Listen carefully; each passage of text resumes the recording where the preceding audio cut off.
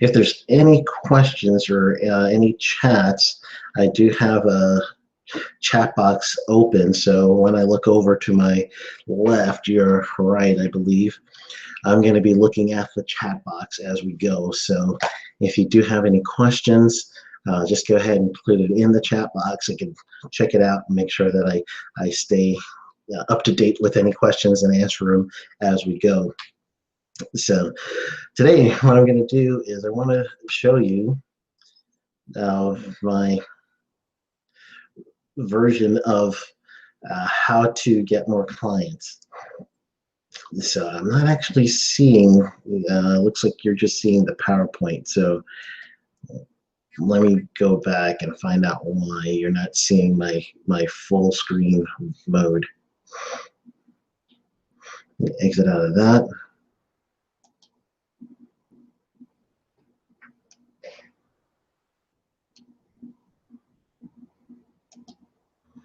So let's try this again. Full screen.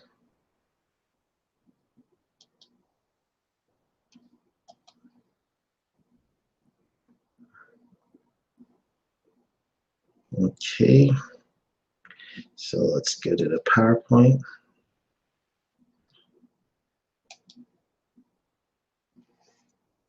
All right, let's see how that looks. I'm gonna refresh my page. And hopefully you're seeing what I can instead of that big old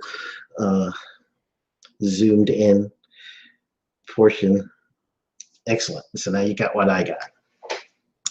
All right, so I got that in.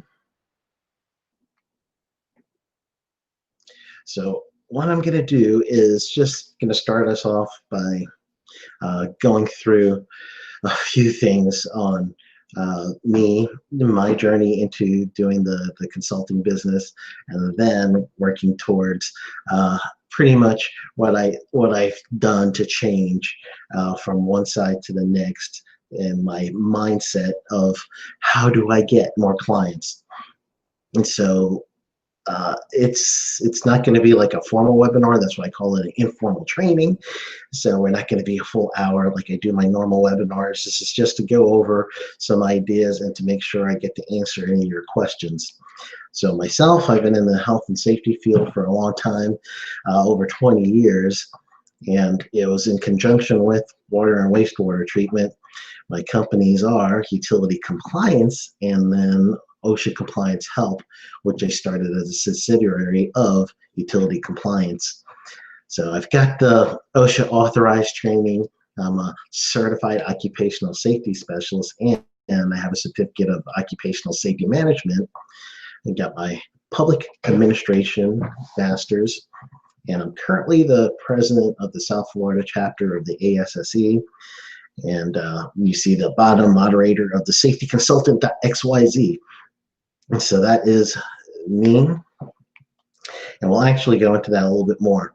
So in this session, I'm going to review my personal journey to getting more clients and to starting my business. Then I'm going to talk about the 3 phases of the customer cycle, and then also want to explore marketing yourself, promoting yourself, and then how you could discover some more client bases that you need. So that's my objective for today. My personal story is this. So I started out as a wastewater operator. So wastewater, dirty water in, clean water out. That's the basics for that. So my journey to that was I started out as a compliance and safety officer during my learning experience as a wastewater operator. I was always both in my career. So I was either running and treating the plant throughout all the different sections of the process, or I was doing some safety and health for the treatment cycle, making sure that everyone is safe, sound. Laboratory was one of my strong points. Construction, so I had a lot of construction that I had to be responsible for, and it was just basically underground work. So that was my career. And then also I did have to manage for a while. So I did a lot of managing my last 8 years of my career. So I was a plant manager. The picture you see there was during the last portion of my career. I was a plant manager at a special district of the state of Florida. So that is me in the operations room. And I was doing a tour for a group of teens, well, actually preteens. I think it was like middle school or something. They're going through the facility, touring the facility. So I was showing them the control room. That was a lot of what I was doing at the time. After I got my bachelor's in marketing, and then I went and got my master's in public administration, I kind of got a little burnt out for doing the government thing. So I decided that I was going to start my business, and I started it in 2008.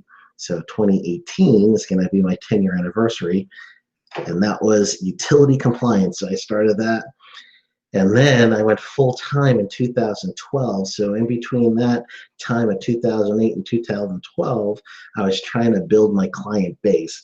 So building my client base was kind of fun, but it was very frustrating because I had to do it on weekends. I had to have days off, and it wasn't something that I could pour myself into full time. So my first approach to gaining clients was traditional. And I'll say traditional because most people, when you're starting your business, especially in the type of work we are as consultants, we're selling ourselves, if you will. We're trying to make sure that our personal brand is going to be accepted by clients. So the first thing I did was started building on my reputation. So I went to other utilities, people that I've known, and I would promote myself through flyers, through my business cards, and I would do one-off trainings. So the picture you're seeing here is a one-off training on sampling concepts and procedures, because I knew sampling throughout my whole career. So I thought, let me start with what I know. Not a big class, as you could see. I think there was 4 people there, maybe 5.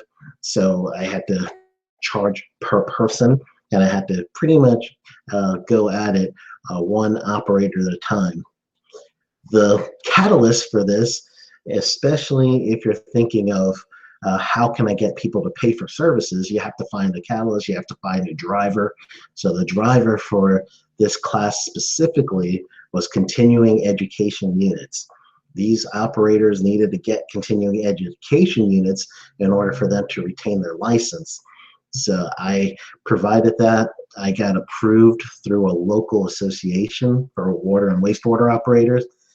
So I did the paperwork for them, submitted it to the association, and then the Florida State Department of Environmental Protection would recognize this CEU, credit it to the operators, and it was a good relationship there. So when they get their CEUs accredited to them, it's a value to them that they get to keep their license, and it's part of their employment. So I provided that service. That's my first approach. So I would keep doing these one-off classes as much as I can and trying to build a business that way.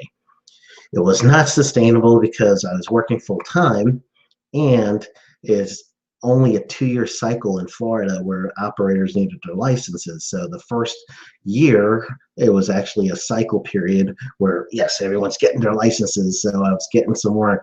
But then after the license get renewed, the first year period, no one really thinks about their license. But the second year period, that's when all of a sudden everyone's calling, hey, Sheldon, you doing classes again? When can I get some training? And that's how I started the first set of clients. I knew that I needed more. So I started going to some local networking meetings.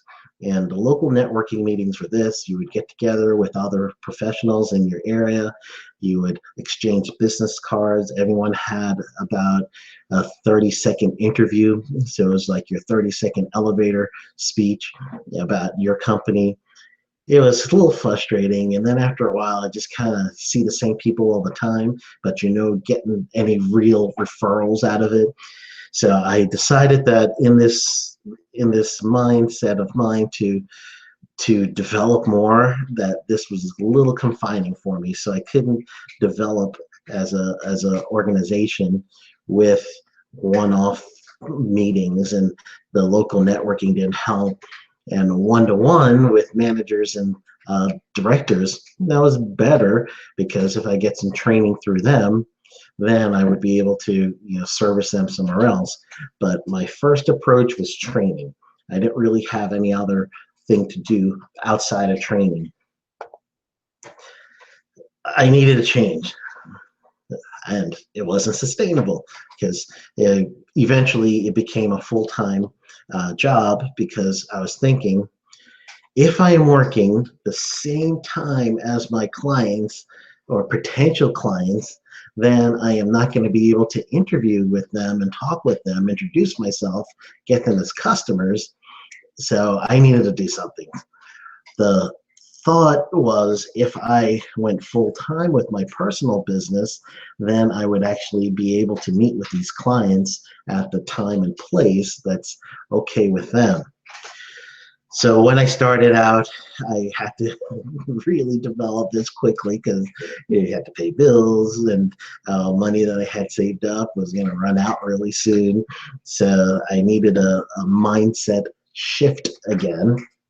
So there was a turning point, as the slide would indicate. So my personal turning point was based on a few things. One is, my wife and I did a Tony Robbins conference, and it was called Unleash the Power Within. So it was 3 days. It was really intensive. And I enjoyed it because it was a mindset shift for me. It's something I'd never done before, and it really got me hyped up, and I was ready to do my personal business. And I bought this program they were selling called the New Money Masters, of basically guys who were into marketing, and they knew how to market themselves, market their businesses. So I bought it as an investment, and I dug into that. And it was I think it was 7 case studies and interviews of people who started from basically nothing and then developed their own businesses through marketing. So I got a lot of ideas through that, and that was my first outside of the box thinking, if you will, than just one-to-one-to-one. So I was starting to think, how can I make this one-to-many? How can I really start investing in myself? So the next thing was, I got turned on to marketing podcasts, and usually it was business related and not safety related. So though I was a safety consultant, first and foremost, I had to be a businessman. And if you're your own consultant, you're also an entrepreneur for yourself. So those were the first type of podcasts I would listen to, and I get really good information. I was starting to feel that I was getting some direction, if you will. I started listening to some webinars on safety and health to build my chops on safety and health. So with the safety and health and the marketing side on business, then I was really developing my idea of what I need to do next. I started researching a few things in safety, and it turned out that training wasn't a bad way to go. It got my foot in the door. So I needed to expand the way to get my foot into the door through training on other sectors. So I started looking into OSHA training. Just a way of clarification, in Florida, we don't have a state OSHA plan. So without a state OSHA plan, there is no one that's going to judge us or to see us as workers under a federal system, because we were local employees, and being local instead of private. So I shouldn't say local, we were public entities. That means that I needed to develop some OSHA training. So I did.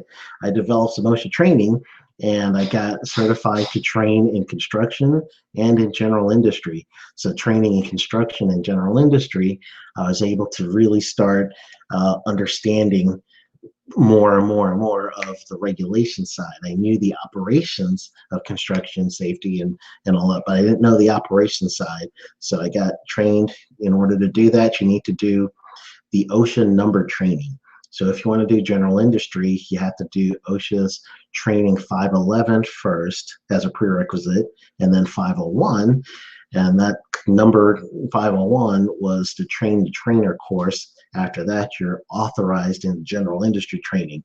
The next, I did the OSHA construction, which was 510 first as a prerequisite, and then it was the 500 series, and then I was authorized to train the 10 and 30 hours in both general industry and construction. Opened up my business. So that's the first thing that I had to start looking at was the outside resources, and I was able to get the private sector and the public sector. So the next thing I had to address was my idea of doing it one-to-one instead of one-to-many. And I did not know how to first approach this.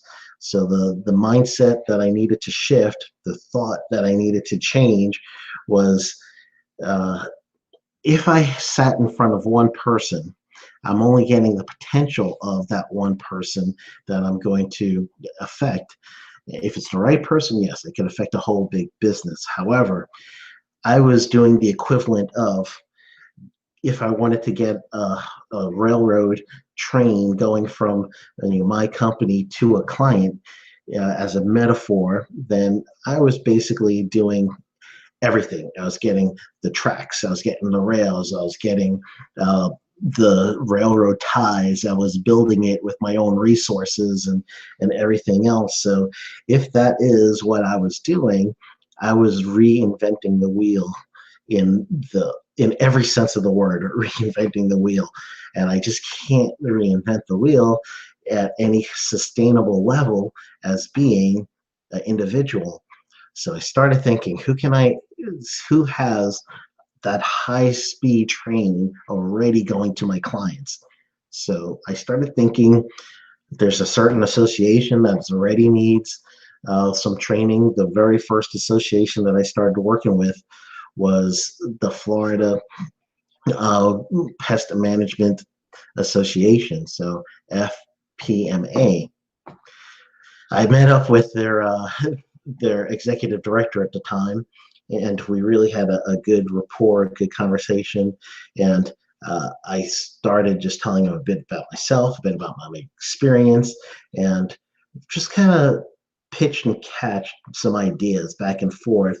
And then we developed together, and that's the key, we developed together what came out to be first a 4-session. It was the same thing, but going to 4 different locations, funded by the Florida Pest Management Association. They had for their members OSHA pest management control seminar. So I would go in there, I was the professional, I would do my speaking just on that one industry, and making sure that they had all that they need just to be compliant with OSHA, all the understanding. I made a video out of that, and then I posted it on my website, so you could actually see that on my first YouTube channel, which is under Utility Compliance. And I'm not sure if I have it on the OSHA Compliance YouTube channel yet or not, but if I don't, I'll put it up. But I think I might actually have that there too. So now this thing becomes something that is promoted by the association. Here I would, if I were to talk to every individual member of the association, I would have to do a couple of hundred of meetings with these owners, and some owners would take me, some owners wouldn't. But here, with this partnership model, I was able to go to the one person who was the executive director. We came to an agreement, we start with a project, and now this project was being delivered to the 4 quadrants of Florida as we broke it up, and now his members came to me. I get the value of knowing that I've got people in front of me that represent different companies, and the association gets the value to know that they're getting a professional that's going to help with their individual members. I get their established resources. I get pretty much access to their members. I get some instant credibility because I'm coming from a group that has an established relationship with them. So that membership model changed from one to many. duplicated this in many different ways, and that was only one industry. So I went to a few other industries, and the mindset for me was I am going to deliver the best training that I can for these people that are showing up. And then they asked for my business card. They wanted to know if I do inspections and audits. And at the time, I didn't actually know how to do a full audit, but I knew I could for another entity because I audited my own facility for so long. I said, yeah, I could do an audit. Of course I could do an audit. So that was my, it was always yes. Yes, I could do it. So I did end up getting some cards. I did some audits for some of the people that were members that came to some of the associations and became clients of mine. So that was how I actually developed from one to one to one to many and got some clients from actually having a relationship, a partnership with an association. It worked really well for me, and I duplicated this as often as I can. I still do this because that organization and those organizations are the ones that will help you out, keep you going. So what I wrote down here is how can you actually partner with an association? So first and foremost, and this is kind of, I don't know if you want to say this is an order or if this is, but this is how I did it. So let's just say it that way. I researched the association. I wanted to see their membership base. And when I got my research in and I was able to really take a good look at what their members were like, what they're doing, then I was able to kind of think, okay, I want to partner with these guys because first of all, I want to make sure I could give them value and not just try to seek to take, but I want to be able to give value. So I contacted the executive director in this case, but if you can't reach the executive director, the next best thing to do is to contact a marketing agent. If you can't get marketing, look for whoever's in charge of the occupational safety. It's usually a chair member. So if there's an occupational and safety chair, then you want to contact the chairperson and they're going to respond to you because that's a value to them to have a professional like yourself just working things out with them. So that's how I got the first thing. But when you are sitting with the executive director of anything or the marketing director, you want to first establish your own personal credibility, not in a way where you are being really proud or haughty, if you will, but in a way that you are presenting matter of fact things that you've done that could benefit them, your training, your experience, even your certifications, because they do count, they do look for that. And don't do this really over the phone. You might have to give a little introduction over the phone. So phone call may start, hey, I'm Sheldon. I am a safety consultant and trainer. My company is OSHA Compliance Help.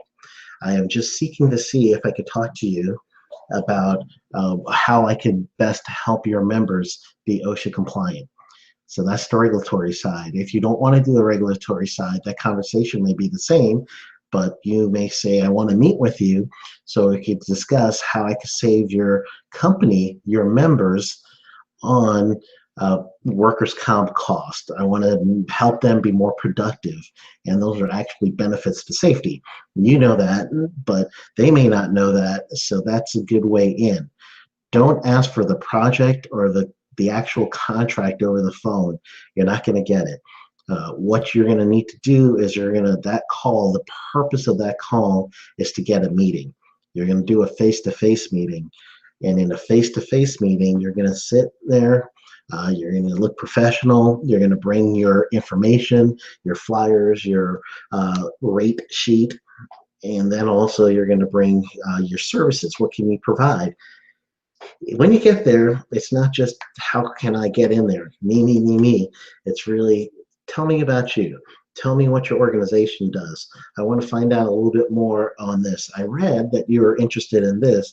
I see that your mission statement says this. This is how I could help you reach your mission statement.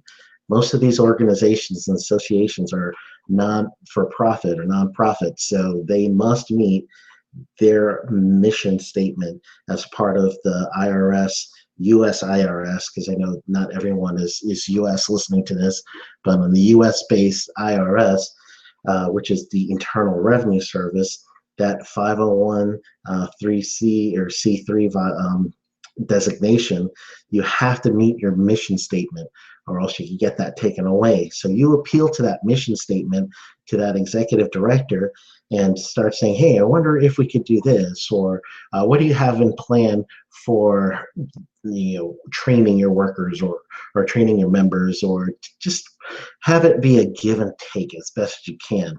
Because if you're brainstorming with them, they're going to have ownership with it. They're going to buy into it because it's going to be their idea too. So together, the both of you, as you're discovering how you could best service their clients, their members, you're going to come up with a product and set of services that now is going to give you the scope of your proposal. Because now you're going to have to go back, you're going to have to digest that meeting, you're going to have to really listen to them, and then come up with a proposal that's going to be a target right on to what that meeting was. So align yourself with their mission, and then you're going to make it as collaborative as possible. Then your work begins. You're going to have to get that proposal out. About, I say about a month, maybe a month and a half ago, I wrote an article called The Art of the Proposal, and I posted it on LinkedIn. I got it on the blog page. And so if you were to try to get the art of the proposal, you would have to go to the safety consultant page and safetyconsultant.xyz. And on the blog page, you will see one of the first posts as of today is the art of the proposal. And so the art of the proposal is this. How in that meeting and then after the meeting am I going to get information so that I could present something to this organization that is going to be well worth it to them? That is a truly amazing thing once you get that gift down to write a proposal. So here's my tips on that. In the meeting, you want to actively listen to what the executive director or whoever you're meeting with. You will hear keywords and statements that is really telling you what they want and what they are looking at. So if you find those keywords, those statements, then you're going to come back and you're going to kind of write out their thoughts. Sometimes in bullet points or whatever, but I take physical notes. So I do go in there with a pad and a paper and I take physical notes or write it down. There's some very sound science that says physically writing something down, it activates a part of your dormant brain that really will help you retain the information. That's what the science did mention, and I do have that in my blog post, so you'll see a link to that too. The next thing, you're going to do your research on what it's going to take for you to fulfill this promise, and then you want to make sure that you price it right. You have to know your market price, but you need to know your minimum price. Minimum price will include if there's any travel, any per diem. You might want to set a base rate for that, so that is separate from whatever you're charging for your services. So the base rate for your travel and your per diem. When I started out, my base rate for my travel and per diem was $250 per day, and it was outside of a 50-mile radius from my home. So if I can't drive there and back within one day, then that was my cost, just to make sure that that was outside of my proposal. And everyone knew because there was a line item in my proposal. Your market rate is just checking and making sure that if you could find some numbers regarding how much other consultants will charge, that's a good idea. You may know this because if you are coming from another employer's job, you may have been the person that was hiring the consultant, or you may have been the person who was trying to get quotes for services. So you have some of that awareness of what those services will cost. Use that. That's okay. Use that for a basis. If you want to think of yourself as a professional and a consultant, you could also think of yourself in the same pay rate as you would independent, like a lawyer. So you may not have a law degree, but those rates that the lawyers have varies from experience and varies from how big their organization is. But you could say your price, if you're going to think hourly first, should be right around the 85 an hour, going up to about 130, 140 an hour. That's a good range to think of for a consulting service. Don't price your proposal in hours. You're doing yourself a disservice. Price it by project and not by hours. So once you price it by project, no matter if you get it done quickly or if you take a little longer, it's still by project. You'll have some incentive to get it done quicker, but price it by project. So then the next thing that you're going to do is construct the proposal, and the construction of the proposal should be, and when I did this, I did it where it looks like a report that's coming through my marketing. When I was doing my marketing degree, I had to have these professional reports, professional studies done that I would have to present well, and that's the way I thought of it. So I've got a very detailed way that I do my proposals, and I follow up on those.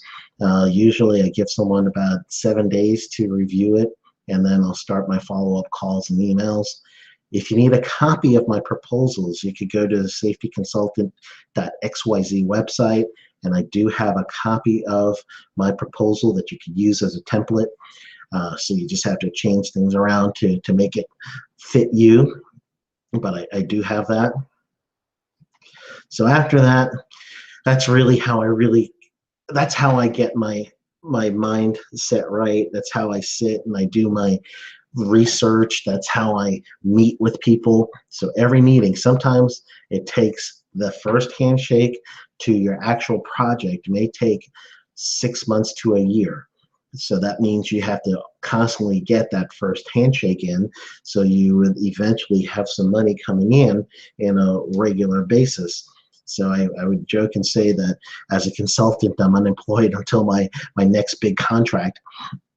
That's not necessarily the case, but you do get many consultants say that they're up and down and up and down, and that's really what's happening. That funnel, if you will, from the first meeting to the end of the base of that funnel drips out your actual salary, your actual payment, may take a year from that first handshake. So in order to get that funnel flowing normally in a frequency that you need, that's sustainable for you, you have to start getting more valued in your resources. Be a valued person. Be the first person on someone's tip of their tongue when they say safety and health, training, then it's you, all right? Coming up from their mind. Oh yeah, you need to talk to Sheldon, or you need to talk to whoever. He does safety and health. So how I do that personally is I do some blog posts. I write journals for different publications. So there's a lot of publications out there that are looking for writers, technical writers, and you develop that skill to be a technical writer, and now eventually what will happen is you become the subject matter expert, and they'll keep coming to you, and that could help you build your brand. That's really what this part of this is building your brand. So you're going to build your brand also through social media. Don't be scared of it. If you do need some help with social media and setting that up, there's groups out there that will do it to help you. You can have freelancers help you with that. There's something that I'll show you a little later on where you can get some freelancers to just help you with that. Next thing is you want to promote your service, your product through your social media. You want to respond to other people's posts. So if you're in a group, for instance, like a LinkedIn group or a Facebook group, you don't want to always just post about yourself and what your services are. You want to respond every now and then to someone else's comment and give them genuine feedback about what you think, your experience, and you're going to build credibility that way. The other thing is video. So you could do some video, you could do a few other like YouTube here, or any other webinar service system that you use. That is a good way for you to start building some more rapport. You're going to build a few more things by just keeping up with video technology base. Another area that you see on the right side, you could partner with the associations. There's colleges that have occupational safety and health programs. Might want to talk to some of those administrators and see, all right, how can I help you with your college? Some colleges will actually incorporate a 10-hour, 30-hour training into their actual student programs, and you could provide that service, or you could just come out and say, as a service, I could just talk to your students about what it's like to really be in the field, and you're getting your brand out to the college as well as to the students who will bring it when they get graduated to another university, or if they go for a master's, it will bring it to their other businesses. So give them cards, give them flyers. I can't tell you enough how your cards and your flyers are going to be important to you. I give them out in the plane. They got them everywhere. So you keep them up. Don't have an email address at Gmail. Get an actual domain name that's going to give you your email address. That's going to be a domain name for your services. Like my two companies, one is Utility Compliance Inc. Incorporated. So I have a utilitycompliance.com. So my email, sheldon@utilitycompliance.com. So it makes me look like a professional. Same thing with my OSHA compliance help. I had to create two different businesses because people in the utility sector, they definitely understood and believed in the utility compliance. That made sense to them. But when I started bringing utility compliance to a construction site or another private entity, they didn't really understand that. So I had to develop OSHA compliance help for that purpose, and that really helped me out. So those are some other things that you could do when you're doing your meetings, client meetings, networking groups, webinars, conferences. Those are some of the things that'll help you. Eventually, you become a subject matter expert, and then you can garner a fee. So you do webinars through partnerships and seminars through other people, but then now you're getting paid for this. That's building your brand, and every time you speak, you're going to have potential to reach more customers. So today I'm speaking for a group called Audio Solutions, doing a webinar on OSHA record keeping. That starts at, I believe, 1 to 2. So I'm doing a free one for myself right now on this channel and on my website. However, I do paid speaking all the time for other people.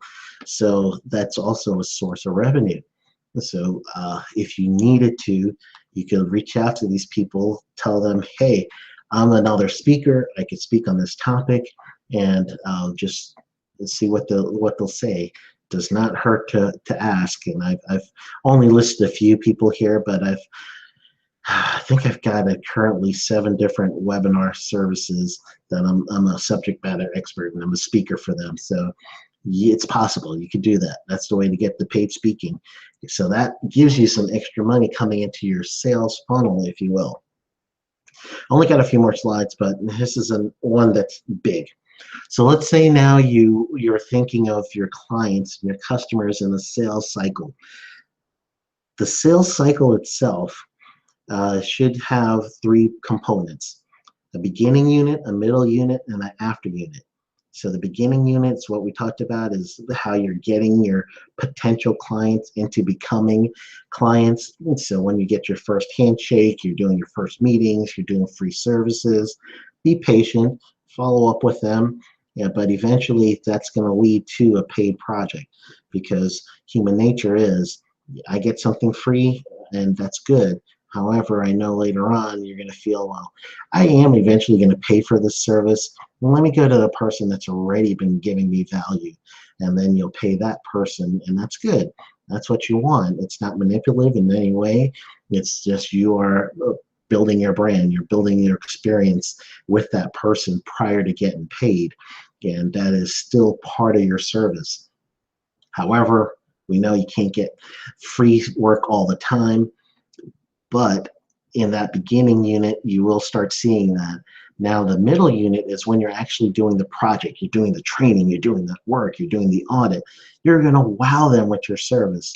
Make sure that they feel that they are getting the most right now from your services, and they feel valued. That's when you're really going to make a good impression on them. The after unit, when you're done with the work, you want to follow up. You want to see how the work is going. You want to see how that report or that written program is going. A lot of my trainings have eventually got to written programs. People have seen, I heard that you needed this written program in your training. I don't have one of these. Can you write a program for me? So yeah, I'll write a written program for them that is compliant with for the US OSHA, and then I could train on that specifically. But I'll follow up on that, make sure that, hey, you've got my program for a good 6 months. How's everything going? Is it hard to follow, easy to follow? How's it being received? And that may turn into some additional training, a referral for service. They may not need you, but they may have a business partner or someone else that may need you. So that could start. Another way is initial service, some service contract in the interval, monthly training, quarterly audit, semi-annual audit, a review of the written programs you did on an annual basis. Seek to do something like that so you know the client's going to come back. I like to see a 4x relationship. If you could have that 4x relationship coming back, that's a good way of doing it. You want to see that relationship keep building up, and you're